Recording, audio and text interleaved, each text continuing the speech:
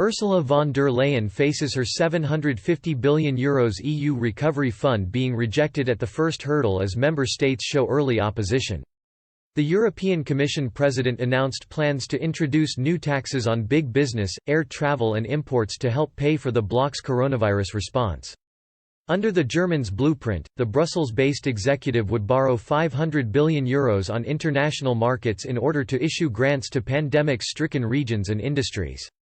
It will result in huge increases national contributions to the EU's next 7-year budget.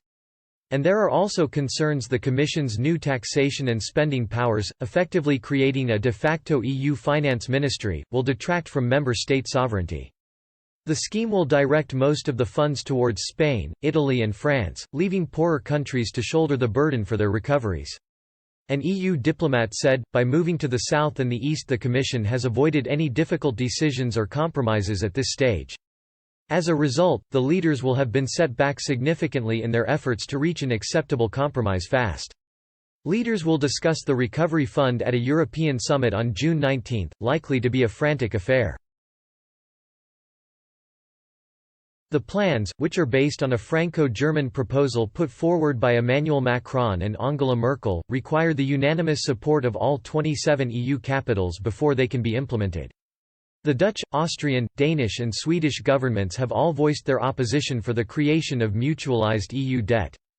A joint diplomatic paper put forward by the so-called Frugal Four said the four countries cannot agree to any instruments or measures leading to debt mutualization nor significant increases in the EU budget.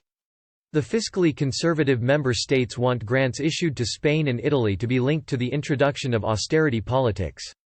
A Dutch diplomat said, "Our position is well known, the starting point is that the Netherlands is willing to help and wants to cooperate on a European level to fight the crisis. We want to do this in a way that strengthens member states and the EU as a whole. The positions are far apart and this is a unanimity file, so negotiations will take time. It's difficult to imagine this proposal will be the end state of those negotiations," they added.